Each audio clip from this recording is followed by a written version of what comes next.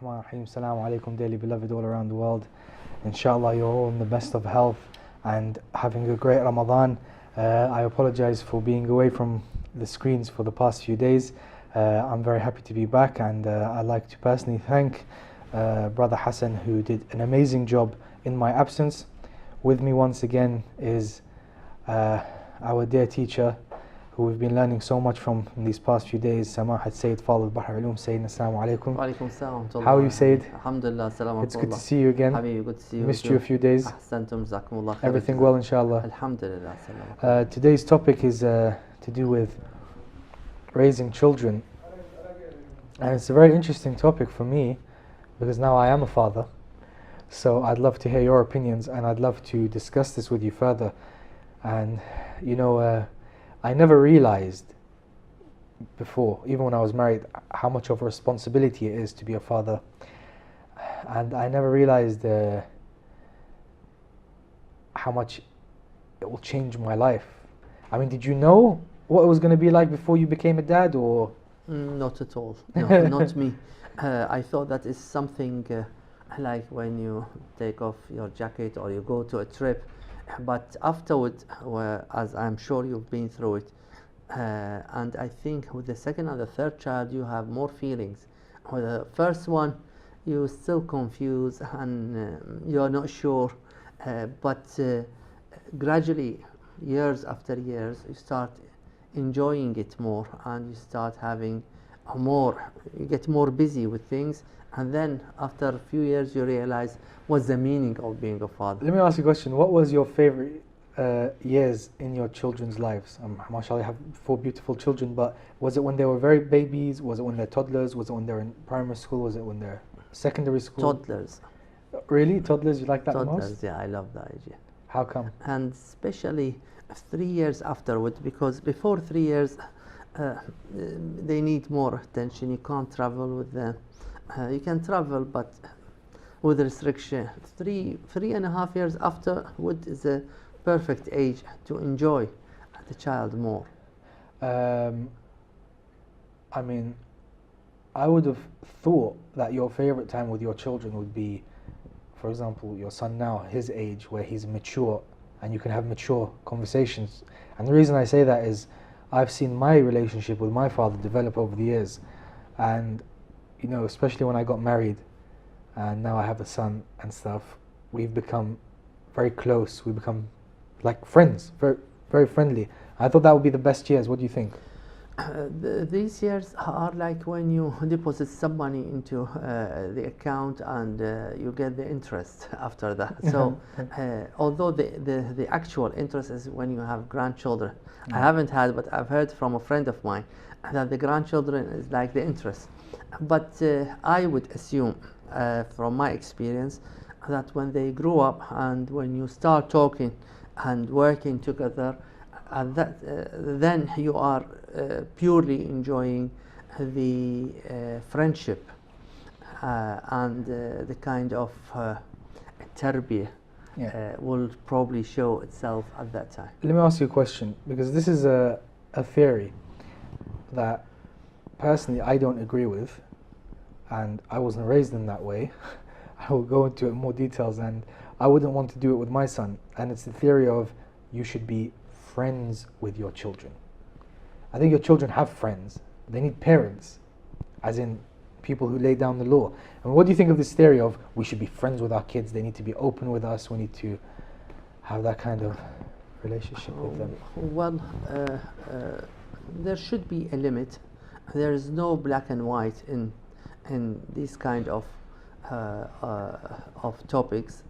I think if you become so friendly, or if you become so soft in early ages, that probably will cause maybe some kind of they take advantage, and that probably will influence their upbringing and their character and the relationship between the parents and the children.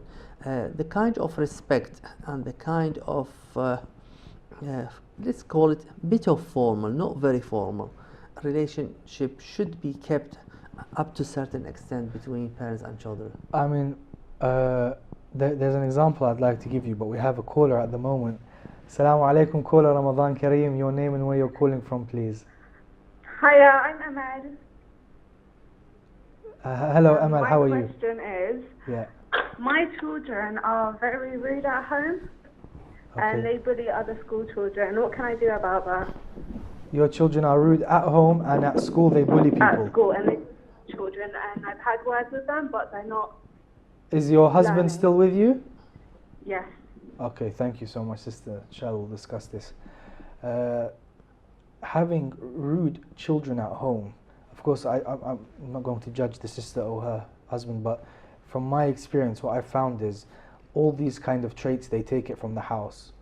I mean, when my son was a baby, as in still in the first 2 weeks, if I would get angry, my wife would say that, go away, don't get angry in front of him. I'm like, Baba, he doesn't understand. She's like, no, because it's training yourself.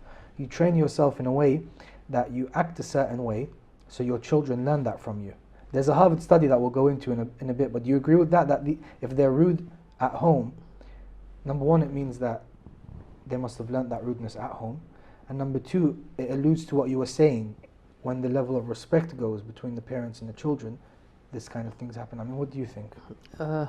Not always, because it seems like her children are at school, and the children are influenced heavily by the atmosphere at school, because they spend long time. In fact, I mean, if they sleep at 7, then or 7 or 8, most of the time they spend in the school. So they might have learned that from the school, or from neighbor, or from other places, or from the TV nowadays. TV itself, especially the children program, which I always highlight and talk about, the programs between 4 and 6, which designated for children, they have a lot of rude words and behavior. But that comes back to the parenting. I mean, you should control your children and what they watch. We'll come back to this issue, Sayyidina. We do have a call. Assalamu alaikum, caller Ramadan Kareem. Your name and where you're Assalamu calling from. alaikum, Abu Ali from London. I have a question to Sayyid. Assalamu alaikum, Sayyidina. Wa alaikum salam wa rahmatullah. Sayyidina, sometimes I see my children listen music. What can I do? I have 2 children. All one is 7 years and the other is 4 years old. No. Okay, thank you, brother Abu Ali. Thank you very much. So his children are, one of them is 5, one of them is 7. They listen to music. Let's finish the first caller, Sister Amal, Yeah. and then we'll come to Abu Ali. Talking about TV, it's very difficult to control what they watch on TV, because ideally 4 to 6 meant to be children time, and 3 to 5. Mostly it's 3 to 5. By 6 o'clock, I think children should stop watching TV. well, this CCTV, BCCC, there are so many of them. Unfortunately, I can't remember the names of But them. don't you think by 6 o'clock are they should until stop 6. watching? They are most of them until 6, if I'm not mistaken. Yeah, most of them, most of them. And nowadays everyone has got this satellite and they go to others. But getting back to the European TV, in particular the British TV, they have these programs and some kind of drama episodes specifically for students, and they unfortunately they teach rude behavior. You can watch. I highly encourage everyone to watch these programs with your children and try to prevent, as you just said, That's and all about control. Yeah. But sometimes they can't control that much, because ideally the father should be at work and the mother, she's very tired preparing the food for the child, and she might go to the other room. So sometimes it's not. But Plus we some of discussed them. this in one of the other episodes, Sayyidina. Don't put a TV in every room, for example. If you put one TV in the living room, even if you're sitting to doing your work and you're on the same TV watching, if it's something you don't like, change the channel. Yeah, but if she's preparing food for the child in the kitchen, for example, and some mothers, they are not fully aware of that. Unfortunately, we do not have kind of awareness programs to educate the parents, precisely the mothers, about the kind of programs shown on TV, which one is suitable and which one is not suitable. I agree with you, there should be control and there should be, we need to watch them, But even though, unless they prevent them, and prevention is very difficult and not recommended, and we will get into this when we But answer the question. What I would for the say to brother. you is, yeah, and this is something actually I wanted to talk about in the question of Abu Ali when he called. I don't believe in prevention. I believe in creating alternatives. I'll come back to that in a minute. The other issue she had is her children are bullying other kids. Bullying usually comes when you have some sort of minus thing in your personality where you need to show yourself in such a manner. Again, do you not believe that this goes back to inside the home? Maybe they need attention, maybe they need something, not disciplined. Yeah, but it's not home only, it's home and the school. We don't know what they face in the school. Home might be easy because she can consider it and she can watch it, but the school she needs to liaise with their teacher. And bullying, they might have done it because they thought how they've probably been bullied by others and now they want to take revenge, or it's as a reactionary to them being trying to be defensive, to stop others doing the same to them. So many things in regards to bullying, and nowadays I highly advise her to go and talk to their teachers, because there are many anti-bullying programs in the school, and most schools, if not all, are well prepared against these kind of actions. So this is something I'm sure she can deal with the help of the school. Okay, going to Abu Ali. His kids are listening to music he doesn't want them to. I've forgotten, or I haven't had a chance to ask, are they listening to music or songs? Because there is a difference between them. I think he means songs. Songs is haram unless if it's anashid, and depends on their marja. But that's what I was going to say. Some maraja, they allow for the anashid, and depending on what kind of anashid. Let's take it at face value, they're listening to rock and roll. Okay. This is haram, clearly it's haram. It's haram, but he's saying, how do I stop them? Give them alternative. So that's what I said. Exactly, exactly, yeah.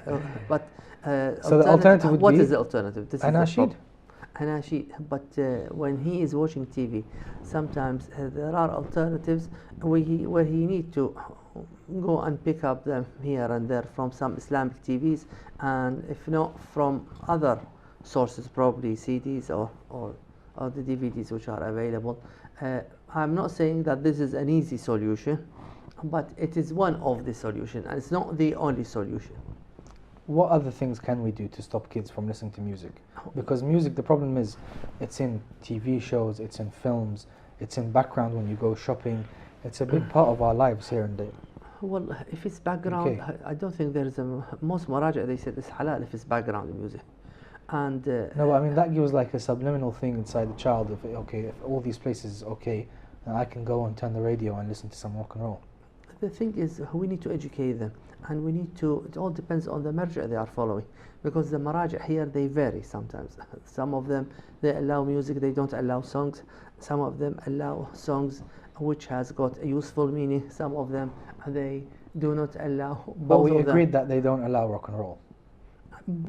I don't think any of them allow rock and roll. Exactly. But background music cannot be applicable to that, because there is no rock and roll, I think, background music at any stage. If you go to a shop or to a shop, and some of them, they made a difference between what we call suma and istima', which is if, for example, if the Listening shop and hearing. listening and hearing. So it's very complicated topic. Conclusion. To conclude in a simpler way, they need to check what is the marja they are following, which we should have asked him, saying. And songs is very difficult. With the music is a bit easier, especially if it's classical or martial or this kind of music. And the answer has got so much in it which needs to be considered further. I wouldn't like to quote a fatwa without considering or having a look at الرسالة العملية of the marja they are following. I can answer from the قاعدة على القاعدة. على القاعدة, most of them يحتاطون, they have precaution and حرمة when it gets to songs. Okay, Sayyidina. I want to outline this Harvard study about raising good children, and they say there are 7 points to discuss. The first is put fun time on the calendar. The second is be a strong role model. The third is prioritize caring for others. The fourth is encourage them to say thank you. The fifth is talk about world problems. The sixth is motivate them to join a cause. The seventh is navigate through their feelings. These 7 issues, I would like to discuss them with you after we take a short break. Please do join us.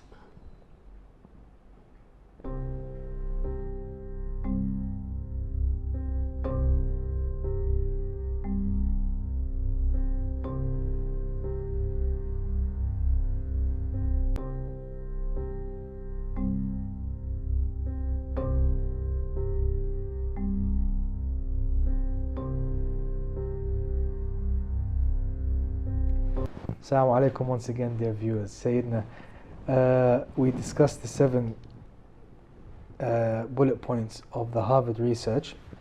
These are Harvard psychologists, and I want to break it down. The first one is put fun time on the calendar. Kids learn about care and respect when they're treated with care and respect. That's what the psychologists say.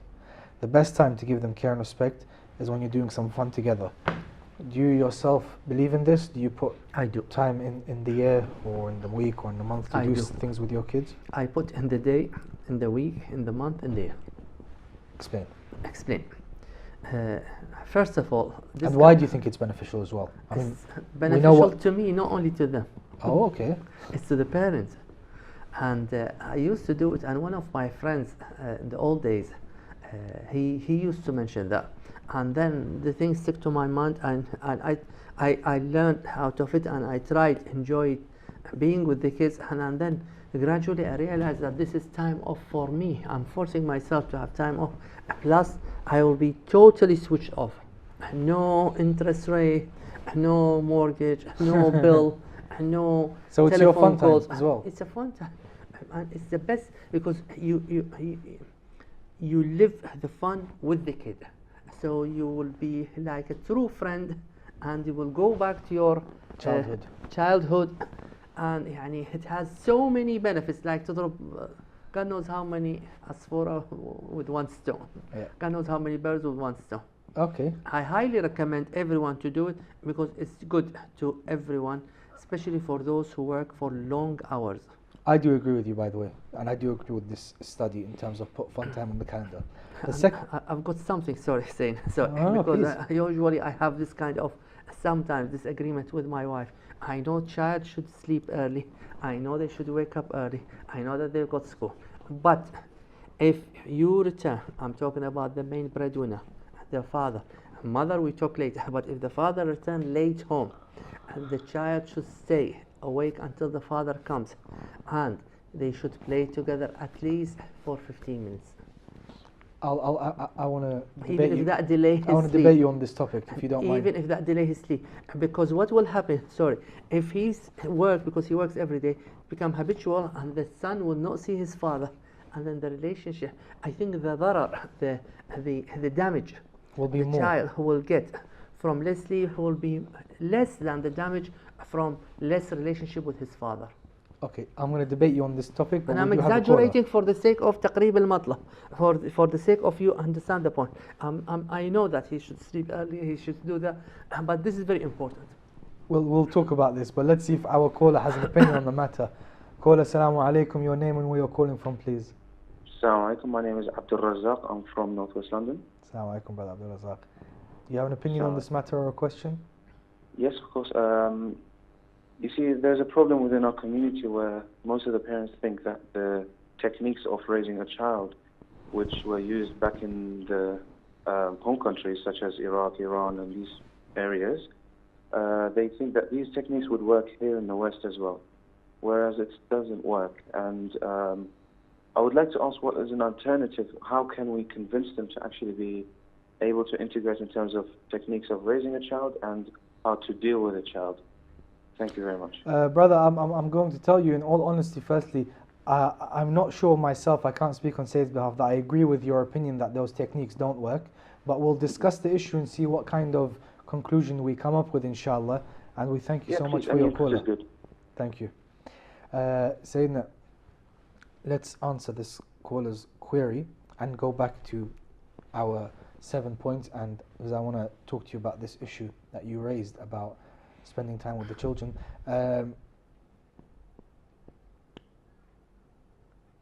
The caller says that the world's changed, for example. Maybe the techniques that were used back in the day in Iraq are not the same techniques that should be used here in the West. I know what my opinion is, and I will give it, but first I'd like to hear from you. I mean, I'm a bit of old-fashioned, and I think I would usually support the technique back home because it's more Islamic. Can I say something? It might sound, yes, say something. Can I say something? Because I want to help you out. Because the funny thing is, I have a very similar opinion, if not maybe even more staunch than you. By saying that there are things good here which should be implemented, so we need to mix No, and of course match there are things in Yeah. terms of to do with like the technological advancements, the new challenges that maybe my father didn't face these challenges living in the West because living in Iraq, because in Karbala everyone wears pushia. There are some challenges I face here that maybe, but there is this old school way of raising a kid. I'm the last of 7 children. Between me and my father is many years. I won't say exactly how Yeah, long. I was also the last, So, the last of 7 children. Really? Yeah. SubhanAllah. So what I want to say to you, Said, is my father and me, huge gap, and you know my father well. And I know. so his way of raising is very old school. But I feel that really helped me in my life to overcome a lot of challenges because it's like a truthful, honest way. You know, this is life. Life is tough. We had it tough. Just because you're in the West, don't think you're not going to have it tough. And 1, 2, 3, 4. And you know, it was strict, it was discipline, and it taught us a lot of morals, and it helped me. You know, I grew up here in the UK in the 90s. For those who remember, the 90s was a very colourful time in history. And my father, who grew up in the 40s and 50s, I mean, it was very different, but he still implemented the same ways of his father and his father before him. And to a certain extent, I think I turned out okay, alhamdulillah. So I respect the old school, and I think it worked. And when I look back now, I see that generation, my father's generation, I wish I was at that generation, because I feel they're a much better generation than the current generation. The hardships that went through, they managed to overcome because of the way that they were raised. If we went through the same things, I don't think we could have lived under the Ba'athist regime, under the problems and the wars and the tasfirat and all that kind of stuff that happened to that generation. They handled it, or like as they would say, real old school masculine men, and I have a lot of respect for that. And I think a lot of the youth these days are very wishy-washy, if I can say so myself. And this is my opinion, and I think everyone's entitled to their opinion. And stage is yours. Talking about the wishy-washy, just today someone approached me, and he got married, and she left him. They got divorced, and then he had nervous breakdown. So our problem, I find, is that we like to jump on fashions. Just because we're living here in the West now, I don't feel like we respect our older generation and our elder heritage and culture enough. Just because there are researches, I mean, we're discussing this Harvard research, we probably agree with some of it, maybe we won't agree with everything. Just because this is what they say, just because of their technological advancements, doesn't mean that they're right when it comes to these kind of issues. I don't think we should always jump on the new fashion, the new trend. No, this is what I should do, this is what I should do now. No, the best time in my life, Sayyidina, and the most growth I've ever had as a person, and I talk to you from a personal experience because you're a very close friend, and I think that people can benefit from this, is the conversations I have with my father about real issues and listening to his take on life, because he's been through so much and because he has so much experience. I think we should respect that, Sayyid. We should not forget where we came from, and I think where we came from built good people. yeah, talk is very important, and talk is a remedy in general. talk with anyone is a remedy by itself, but talking to the parents and talk to the children and explaining to them and try to get the information from about the problems from the child, daughter or son. So always talk is very important. When we talk about things from the West or Islamically tarbiyah or the tarbiyah upbringing of in the Middle East, I think always we need to pick up useful things from the modern kind of like this Harvard points. At the end of the day, they still have some positive points which we need to learn from. Plus, they been stating these kind of factors because they live in this society. So some of them, of no, a lot of them are very useful because it match up with the environment where we live in. I think the riwayah by Amir al-Mu'minin, which is salawatullah salam alayhi, لاعبوهم لسبع وأدبوهم لسبع وصاحبوهم لسبع. For 7 years you should play with them, and 7 years you should discipline them, and then 7 years, the last 7 years, be their friends. This is a summarized way of Raising a child. Raising a child. It's beautiful.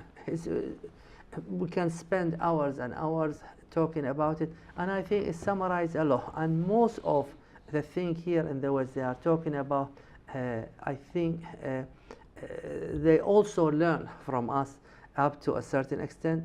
And when we try to get things from them, we always need to make sure that That pay correlates with attention Islamic or pay teachings. attention to the point that they do not give a lot of attention to discipline and respect. Talking about discipline and respect, the second point in the Harvard study is be a strong role model. The psychologists say your child learns ethical values and behaviors by watching you. Do you think that's true? Yes, absolutely. Always. Yeah, always we need to. So if you're especially for the first 10, 15 years of a child's life, you are the ultimate role model for them. So if you're being the straight shooter, they will learn how to act from watching you. Yeah. So if you're a good person, even when they go to school, they might be affected, but still, because the core is built, the foundation is strong at home, which comes back to what I was trying to say for the first caller who called in. It's very important. The third point is prioritize caring for others. Say the children won't know what caring about others, won't know that caring for others will make them feel better unless you teach them. Do you think that's important? Learning to care, having a caring heart? Yeah, I mean, with all due respect, they put this point, which is a very good point, because they want to teach children how to work for the community and charity, get involved in charity, care about others, and these kind of things.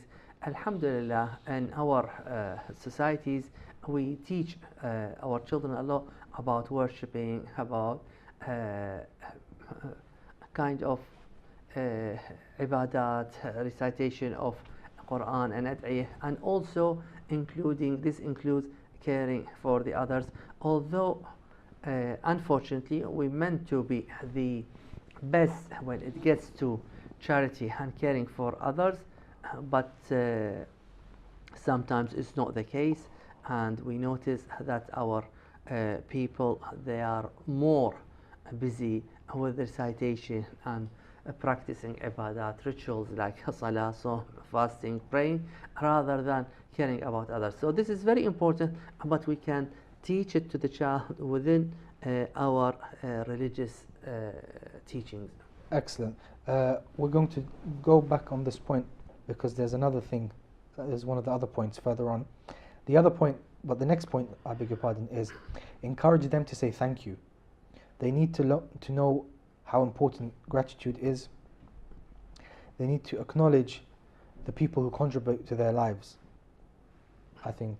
Yeah, this is also a very important point, but they emphasize a lot about it because usually, and that's why in the West, for someone to be polite is, you notice that they say thank you, I'm sorry, But and excuse me. from inside, from a spiritual sense though, when you do say thank you to people, when you are always, a shakir, it makes you feel better as well, doesn't it? Exactly, but as I said, And I'm we trying to encourage that. compare. I'm trying to compare. Islamic Like, and usually we teach them how to say thank you to Allah subhanahu wa ta'ala. لئن شكرتم لأزيدنكم, to the teacher, to parent. Here is on a more limited scope, only بس من to لم say يشكر thank you. الخلق لم يشكر الخالق. أحسن لم يشكر المخلوق لم يشكر الخالق. But there's no mentioning of Allah at all in that tarbiyah. You see that. Yeah, no, of course, yeah. Going back to the TV and to the cinema, nothing as such about Allah. Everything about how we deal with each other. The next point says you should talk about world problems. It's important for children to think about their social circle, their family and their friends. Also, they should be concerned with the bigger picture. It's important for children to develop concern for people who live in other cultures and communities. This will make them feel empathetic and prepare them to connect with people of all backgrounds. To encourage them To talk about world problems. I mean, from a certain age I would agree with this, but I don't think young children should worry about this, or maybe they should, I don't know. What do you think? And it's a very useful point, but in Islamic worlds, usually this is taught to the children, because always they talk about the poor countries and the fuqara and the situation of the society or of the larger societies and other countries. It's a very useful point. It's good to teach children, but as you just said, when they are very young, we should not go into deep details about problems worldwide, because that might cause them kind of upsetting them. Okay, the next point is motivate them to join a cause. And this is the one that I wanted to connect to the other thing you were talking about. By getting involved in the community, your child will learn about fairness, loyalty, ethics, and how to work with others. What do you think of that community work? Teamwork and community work is very important, and I have to admit that this is something highly trained and encouraged in the West, and this is one of the very good points and positive points we need to learn more from the West. Although Islamically it's there and it's purely from the concepts of Islam, but unfortunately we nowadays start having the kind of why me, carelessness, which is a problem, because cares? they say those who like to please Imam al-Hujjah, أقضي حاجة مؤمن, help one of your brothers, do something for the people. قضاء حاجة المؤمن is one That of will the make- best ibadat. That will make the Imam happy with us. Exactly. The last one is navigate through their feelings. Kids need to learn how to deal with their emotions in productive ways. Working with your children will cut down the fussy fits and bad attitude they may express. Sometimes our ability to care for others is limited by feelings of anger, shame, or envy. So it's important to overcome these emotions to transform your child into a caring person. I think you made the point very clear, and I'm just watching the hour because I've got a dua I want to tell the audience about it. As yesterday, I've got few callers, they have exams and they asked me about a dua which enable them to do well, and I felt guilty. So shall I recite the dua or shall I answer this? Do you have time to do both? I hope if I have. Timing is in your hand, I don't know. If we would like us to... Can we have a couple of extra minutes? Yeah. We can So- have a couple of extra minutes. so go because back. we also just got a question through WhatsApp. Okay, let's go to the question, because I the- think you made the point clear. No, the Let's- last point is important. I'll just conclude it. They need to learn how to deal with their different emotions, and we have to help them. Are we talking about children or adults? Probably one show we can differentiate between that. Let's do Because that. today is a general one, but we need This to have- question is a bit of a hurtful question, to be honest, a bit of a sad one. It says, Salam, I'm watching your channel and I would like to ask, what should a mother do if the father is involved in adultery? He has not admitted but wants to use escorts. Every year he's seeking outside of marriage. Should the mother seek divorce? Wouldn't this impact the family negatively and ruin the family? Maulana? Well, I'm sure you have a lot of cases like this one. yeah, although it hasn't got anything to do with our topic. I mean, what she's trying to say is, if I go for a divorce, would this not ruin my children's lives? Of course. So, What, does that mean she should stay? everyone in life, Allah subhanahu azza wa jal has put small tests or exam for us. Each of us has got either a bad husband or a bad wife or a bad child or a bad government or a bad earning or problems in health. Everyone has got a problem because this is life. If you want to give us the Dua. I think we should wrap it up now, or would you prefer to finish this off? No, I'll finish with this one and dua tomorrow. I Because apologize. I feel sorry for the lady. I'll try. Do I have a minute? You have So, 3. Sister, this is your imtihan. You have a bad husband. Inshallah, he's not bad. He's got a disease. He's got illness. First of all, try to get a solution, because the question is so vague, and why he go for these things. Probably he's got a problem because of many people have got these kind of diseases when they got addicted to some kind of behavior. Try to talk to an elderly member of the family or someone who can influence on him, or talk to him, or ask someone or go to talk seek to help, psychological help. Seek help, psychological help. And divorce should be the last kind of solution. Divorce is a beginning of, it's an end actually, an end to the marriage, as a beginning of, I wouldn't say end for our life together as a family, but for the children it's going to be very, very hard if their parents are divorced. So, and this is a call and a message to everyone. Try to not to divorce, because divorce will affect the children directly, and it probably will change them for the rest of their life. We hope that inshallah nobody reaches to the state of divorce. And you will get a lot of thawab if you are. Well, we hope that there is a way that this sister finds a solution.